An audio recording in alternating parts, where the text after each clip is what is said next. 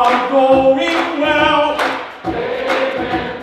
Oh, these are the stories we shall tell. So our scripture theme this weekend, or this week, is from Matthew chapter 7, verse 7, of course. Ask, and it will be given to you. Seek, and you will find. Knock, and the door will be opened to you.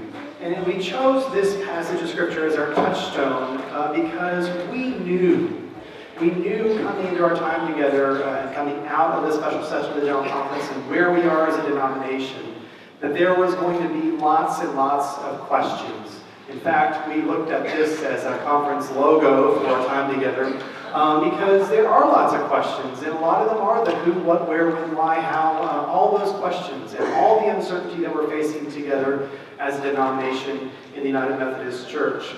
And so we wanted to go with a theme of asking questions and seeking together and discerning together.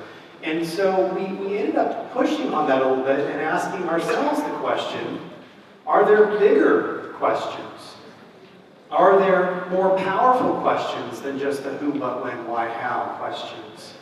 Are there questions that actually form us or have the capacity to form us as the people called Methodists, and not just inform us in our time together?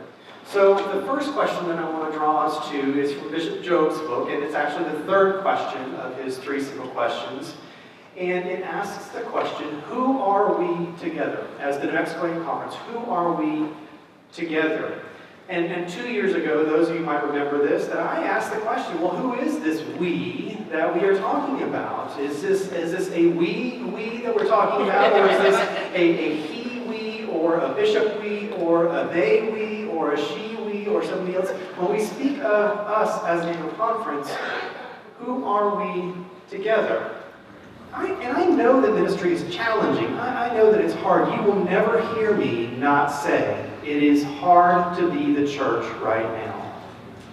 Am I clear? It is hard to be the church right now. But folks, God is not done with us yet, amen? And God is doing some amazing things. And so what I want you to do right now is at your table, share one thing that is going well right now for you in your local ministry. Let me share with you what I think is going well right now. We've shown 3 straight years of increasing numbers in youth participation in our churches. Amen. We talk about wanting more young people in the churches, folks. We are seeing more young people in our churches. We've had 2 straight years showing an increase in Sunday school attendance in our annual conference. We've had 3 straight years showing an increase in ongoing classes in learning in our annual conference. Youth, Sunday school, ongoing classes, that is where disciples are made. And we're seeing increases in those over the last 2 or 3 years in our annual conference. We've seen, and this might be a surprise to some of you, but I have to sort of say it and put it this way. We've seen the smallest decline in average weekly worship attendance last year, the previous year. The smallest decline, still a decline, but the smallest decline going back at least 10 years, and I got tired of looking how far back. I looked at every journal for the last 10 years. The decline in worship attendance that we saw last year was the smallest by far than any decline that we've seen over the last 10 years.